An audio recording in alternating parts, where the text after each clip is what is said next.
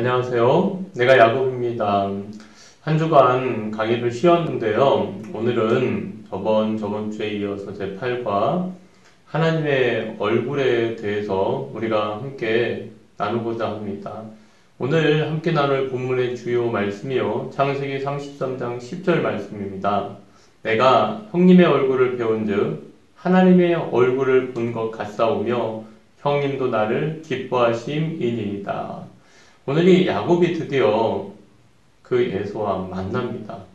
그런데 그 에서를 만났는데요. 그 에서의 얼굴을 보면서 오늘 하나님의 얼굴을 본 것 같다라고 이야기하고 있습니다. 이것이 과연 야곱의 진심일까요? 아니면 형이 듣기 좋으라는 아첨일까요?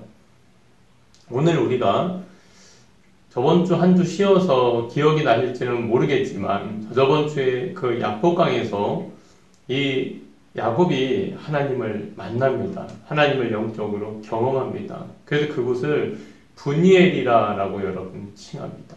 그래서 이 지난주 저번 주에 보았던 내용과 야복강의 내용과 오늘 이 연결된 내용이 그 주된 것은 바로 여러분 얼굴이에요. 얼굴. 바로 브니엘에서 하나님의 얼굴을 보았다. 바로 이곳이 하나님이 계시는 곳이다. 베델을 통해서 하란을 통해서 이제 브니엘에서 이 야곱은 또 다른 전환점을 맞이하게 됩니다. 그래서 이제 우리가 그 얼굴이라는 것을 내용으로 잠시 말씀을 살펴보면은요. 링컨은 나이 40이면 자기 얼굴에 책임을 져야 한다고 말했습니다. 다른 말로 흔히들 세상에서 얼굴은 한 사람의 일생이자 인격이라고 말들을 한다는 거예요. 그래서 이 얼굴은 한 사람의 삶이 거침없이 나타납니다. 곧 얼굴은 마음을 나타낸다는 의미입니다. 그래서 우리가 인간이 하나님의 형상이다라는 말은 쉬운 표현으로 하나님의 얼굴이라는 거예요. 그래서 맥스 루케이도는 예배의 목적을 예배하는 자의 얼굴 변화라고 정의합니다. 그래서요, 하나님이 우리를 부르셔서 그분의 얼굴을 보게 하심은 우리의 얼굴을 변화시키기 위함이다. 그러니까 우리가 예배드리고 나고 그 하나님의 말씀의 은혜를 받을 때 우리 안에는 세상에서 얻을 수 없는 그 기쁨으로 인하여 얼마나 우리의 얼굴이 달라집니까? 얼마나 우리의 얼굴이 감사해집니까?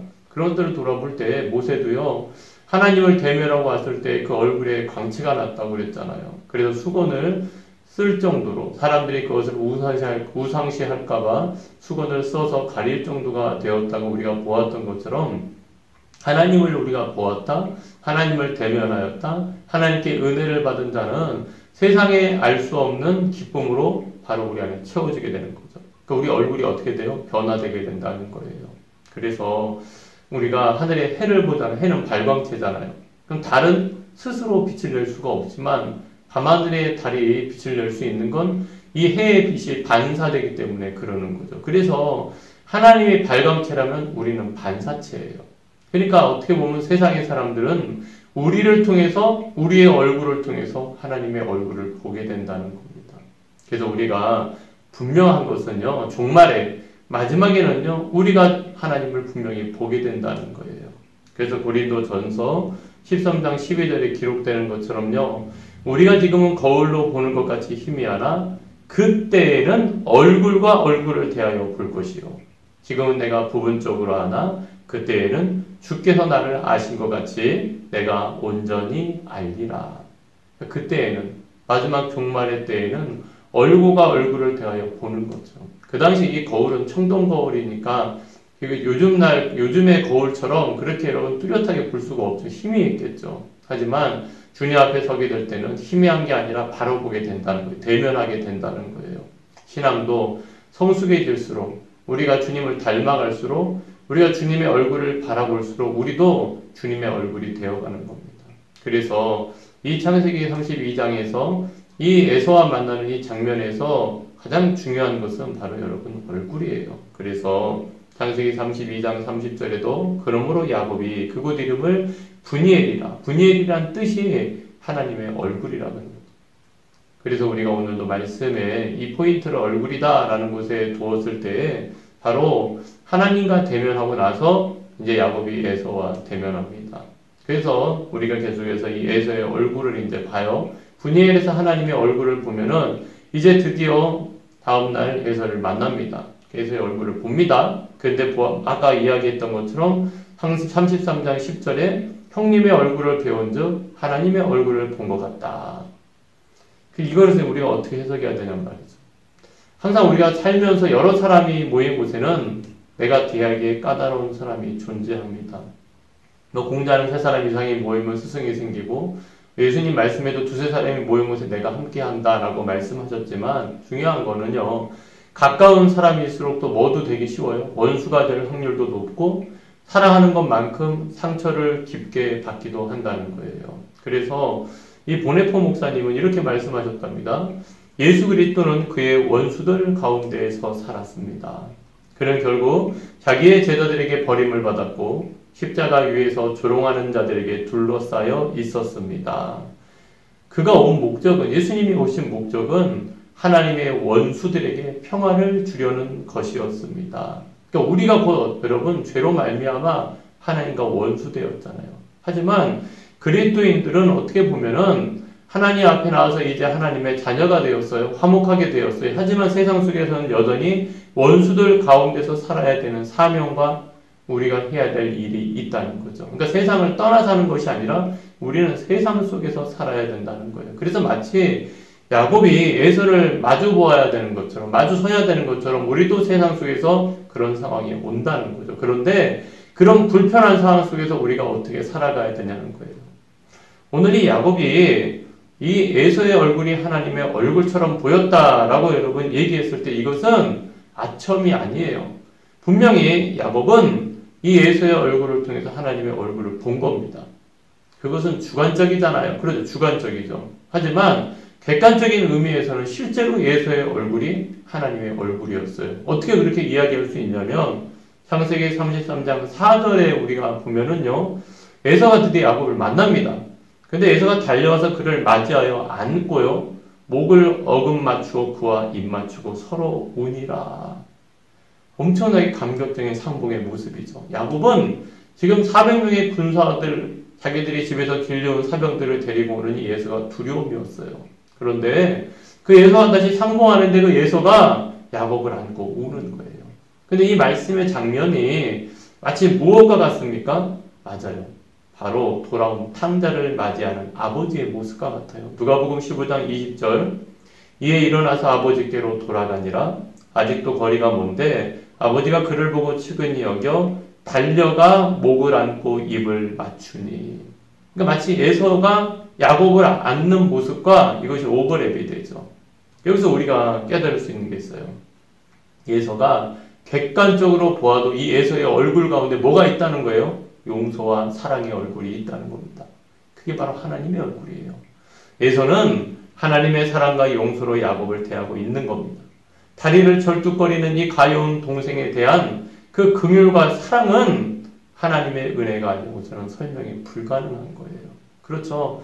야곱이 하나님 앞에 나와서 한두 뼈가 쳐서 절뚝거리게 되죠. 하지만 그것이 야곱에게는 은혜의 흔적이 되었지만 에서에게는 또한 긍휼의 흔적이 되는 거예요. 그래서 우리가 여기서 깨달을 수 있는 건 약복강이 먼저예요. 야곱이 변화되니까 누구도 변화돼요? 에서도 변화되는 거예요. 이게 중요한 겁니다. 에서가 변화되기 때문에 야곱이 변화된 게 아니라 야곱이 변화되고 야곱이 하나님의 얼굴을 보게 되니까 이 야곱이 에서의 얼굴에서도 하나님의 얼굴을 보게 되는 거죠. 그 말은 하나님으로 은혜로 말미암아 에서로부터 긍휼과 용서함을 얻게 되었다는 거예요. 그래서 야곱은 에서에게서 용서하시는 하나님을 보고 있어요. 에서의 얼굴에서 지난밤 씨름하면서 본 하나님의 얼굴을 보게 된 거예요. 이게 야곱의 진심이라는 겁니다. 그래서 야곱을 용서하는 에서의 얼굴과 야곱을 축복하는 하나님의 얼굴은 닮았다는 겁니다. 용서하는 형을 통해 용서하는 하나님을 보게 된 거예요. 그러니까 우리도 이런 은혜를 얻었잖아요. 그게 예수님의 십자가의 복음의 은혜예요. 예수님이 하나님과 원수된 우리를 하나님과 화해시키셨습니다. 그래서 에베소 2장 16절 말씀처럼 또 십자가로 이 둘을 한 몸으로 하나님과 화목하게 하려 하심이라 원수된 것을 십자가로 소멸하시고. 그래서 우리가 구원이라는 것은 죄를 심판하지 않고 용서합니다. 이른에 7번이라도 하나님의 잘못했다고 회개하면 하나님은 우리의 죄를 용서해 주셔요.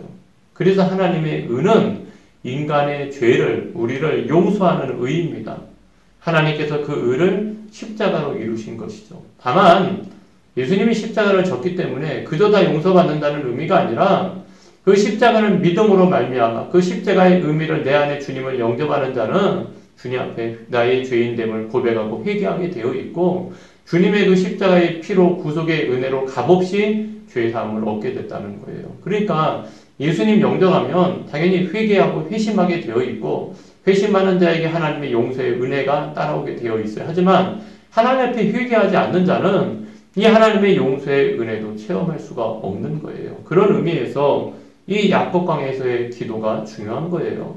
야복이 야복강에서 밤새 씨름하죠. 그 대상이 에서였죠. 문제가 에서였으니까요. 하나님, 저 형의 손에서 나를 구원해 주세요. 그게 기도의 주된 내용의 시작이었어요. 그런데 한참 씨름하고 나니까 에서가 아니라 누구하고 씨름하고 있어요? 하나님과 씨름하고 있다는 거죠. 이게 중요한 겁니다. 우리가 어떤 문제를 통해서 하나님께 기도하는데요. 궁극적으로는 그 문제를 통해서 우리가 누구 앞에 나가는 거예요? 하나님 앞에 나아가는 거예요. 그러면서 우리 자신을 발견하고 또 하나님이 깨닫게 해주시는 은혜로 말미암아 회개하고 하나님의 자녀로 다시 회복하는 은혜가 그 가운데 있는 거예요. 그래서 이 야복강에서 야곱이 하나님께 기도할 때에 그 가운데 야곱에 뭐가 이루어지는 거예요? 회개가 이루어지는 거예요. 그래서 이스라엘이라는 이름을 얻게 되는 거예요. 그래서 하나님이 에서고 에서가 하나님이다. 그러니까 꼭 그 말은 에서가 뭐 의로운 사람이 되었다는 것이 아니라 하나님의 은혜로 말미암아 에서로부터 이 야곱이 긍휼을 얻게 됐다는 거예요. 그래서 이 에서의 얼굴에서 하나님의 얼굴을 보게 된 거죠. 그래서 하나님의 얼굴을 본 사람은 결국 야곱이 브니엘에서 하나님의 얼굴을 봤잖아요. 그러니까 타인에게도 하나님의 얼굴을 본 거예요. 야곱이 변화되니까 바로 예서가 변화된 것처럼요. 그래서 우리가 이 야복강과 이 브니엘 그리고 이 예서를 만나는 이 사건은 서로 연결되어 있는 걸 분리될 수가 없어요. 결국 하나님의 얼굴을 본 야곱은 자신의 얼굴도 변하고 성품도 변했죠. 야곱 자신이 하나님으로 꽉 차게 되니까요. 만나는 사람도 원수라 할지라도 하나님의 얼굴로 보이는 것입니다. 그래서 누가복음 6장 45절에 기록된 것처럼요. 선한 사람은 마음에 쌓은 선에서 선을 내고요.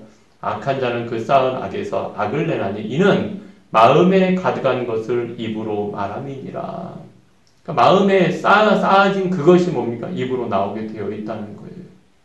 그래서 우리가 요한일서 4장 20절 말씀처럼요. 누구든지 하나님을 사랑하노라 하고 그 형제를 미워하면 이는 거짓말하는 자니 보는 바 그 형제를 사랑하지 아니하는 자는 보지 못하는 바 하나님을 사랑할 수 없느니라. 이 말의 의미가 뭘까요? 수직적으로 하나님과의 관계가 바로 되고 하나님의 얼굴을 보게 되고 하나님의 얼굴을 바라보게 된다면 우리 안에 하나님의 형상이 회복된다면 수평적인 관계도 뭡니까? 회복된다는 거예요. 그 사람을 통하여서도 그 형제를 통하여서도 하나님의 얼굴을 보게 되고요. 그러니까 사랑하지 않을 수 없게 되는 거죠. 그래서 보이는 형제도 사랑하지 못하면서 안 보이는 하나님을 사랑할 수 없다는 말씀이 성립이 되는 거예요. 그래서 우리가 중요한 게 있어요. 야곱이 하나님을 만남으로 인격적인 이 만남 하나님의 살아계심을 인격적으로 경험하고 나서요. 그 공간이 있죠. 첫째는 베델이었어요. 이 베델에서는 그 어디나 하늘나라 하나님은 어느 곳에나 계시는 하나님이구나. 공간에 대한 시야가 새로워진 거죠. 그러니까 베델을 떠나서 하란에 가도 그것도 하나님의 나라예요. 그것도 하나님이 계시는 곳이에요. 그래서 베델이 그런 의미가 있다면 브니엘은 사람에 대한 새로운 시각을 얻는 거죠. 저 사람 안에도 하나님이 계시는구나. 그래서요, 야곱은 복음의 본질이 용서라는 원수 사랑을 경험하고 깨닫게 된 거예요. 자기가 그 원수 사랑, 용서를 받으면서 경험하게 되는 거죠. 그래서 원수의 얼굴이 하나님의 얼굴이라는 것을 깨닫기 위해서는 두 가지의 중요한 전제가 필요합니다.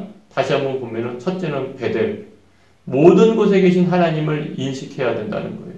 그래서 모든 사람 안에 계신 하나님을 볼 수 있다는 것. 그런 의미에서 야곱이 돌베개에 베고 잤던 이 베델은 굉장히 중요한 장소가 되죠. 하지만 그것만으로는 부족합니다. 원수의 얼굴에서 하나님의 얼굴을 보기 위해서는 반드시 영적인 씨름이 따라와야 돼요. 기도해야 된다는 거예요. 하나님과 씨름한 사람이, 기도한 사람이 날마다 대면하며 씨름해야 할 가족, 이웃, 원수의 얼굴에서 하나님을 볼 수 있다는 겁니다. 이게 중요한 겁니다. 하나님은 어느 곳에나 계시는 하나님, 그러니까 그 하나님은 모든 사람에 계시는 하나님, 그런 그 하나님을 보기 위해서는 어떻게 해야 돼요? 내가 하나님과의 관계가 먼저 바로 서야 됩니다. 그리고 하나님 앞에 내가 기도하고 내가 그 상대방을 위해서 씨름할 줄 알아야 돼요. 하지만 그 씨름하는 것이 곧 그 사람을 위한 것이 아니라 내 영혼을 위한 것이라는 것을 깨달아야 된다는 겁니다. 그래서요, 우리가 분명히 여러분 깨달아야 돼요. 하나님의 얼굴, 그 안에는 하나님의 마음이 담겨져 있고요.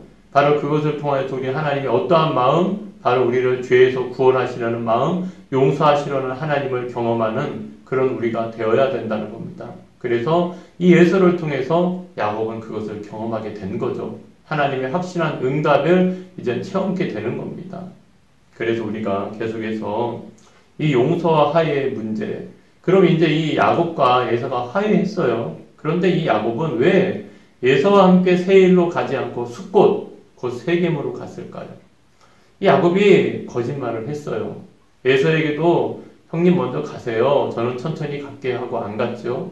그리고 하나님께도 거짓말했죠. 베들로 간다고 해놓고선 내가 다시 돌아오면 이곳에서 제단을 쌓겠습니다. 약속해 놓고 베들도 아니고 세겜을 선택합니다.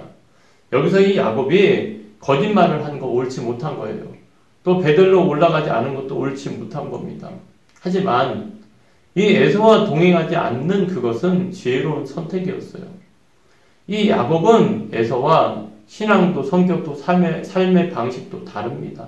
그러니까 화해했어도 재결합은 별개의 문제로 우리가 바라봐야 된다는 거예요. 도리어 다시 형과 재결합했을 때 또다시 그들은 마음이 다르고 생활 방식이 다르고 신앙이 다르니까 부딪힐 수밖에 없어요.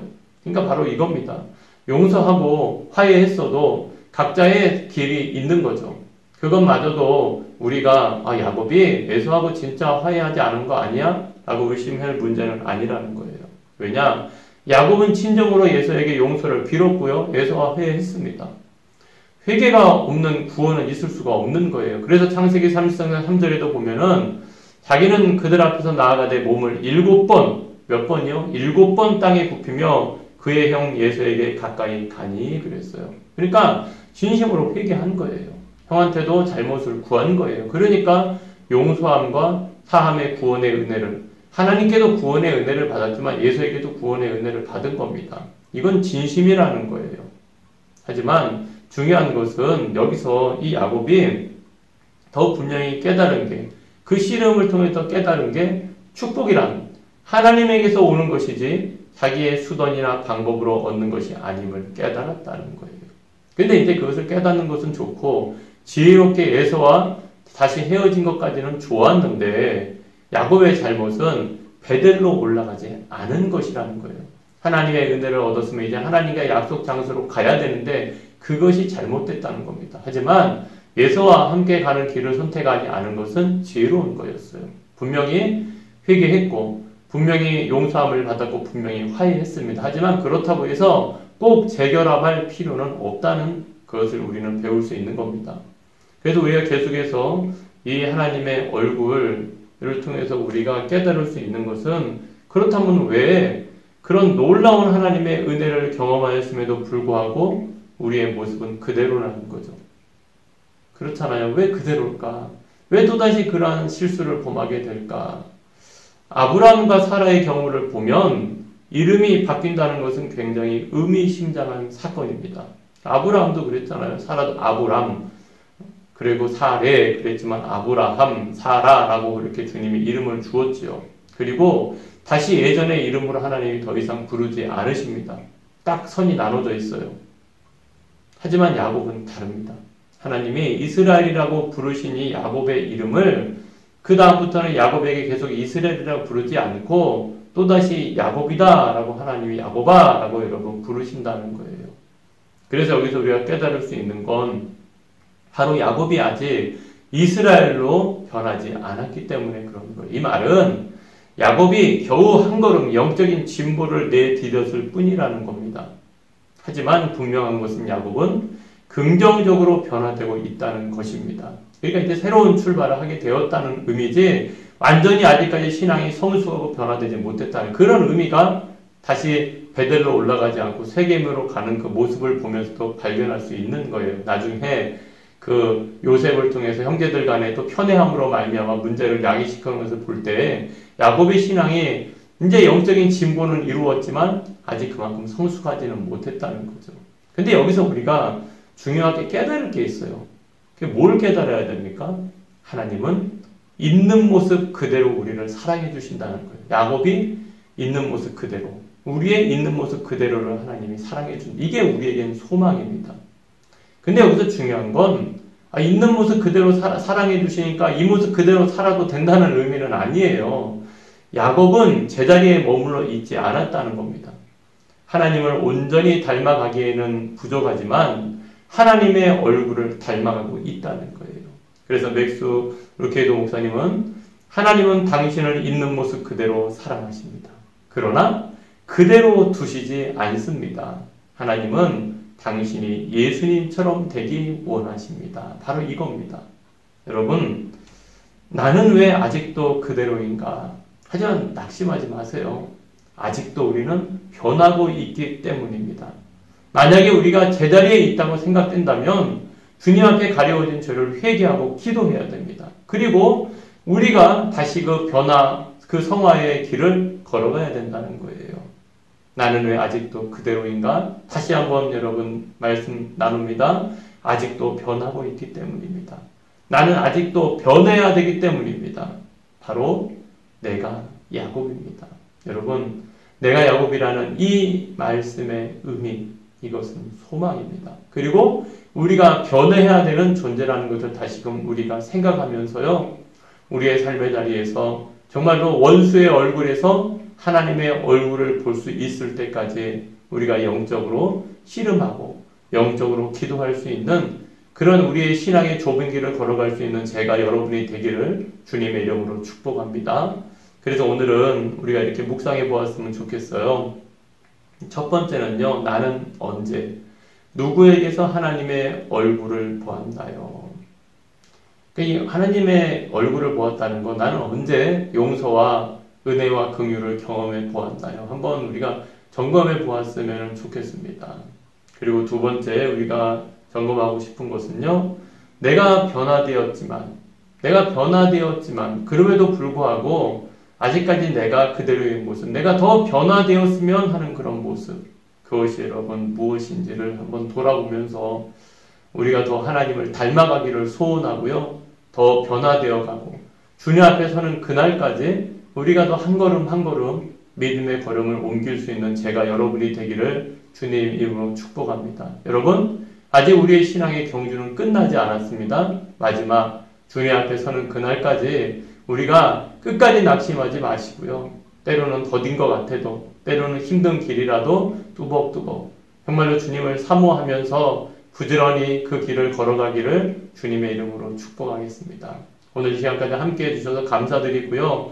앞으로 이제 두 번의 강의가 더 남았는데요. 지나온 강의를 다시 한번 여러분 돌아보면서, 특별히 이번 과는 7과 그 약복 강의에서의 그 내용과 다시 한번 우리가 돌아보고 같이 접목시키면서 말씀을 묵상할 수 있었으면 좋겠습니다. 긴 시간 동안 감사합니다. 다음 주에 뵙겠습니다.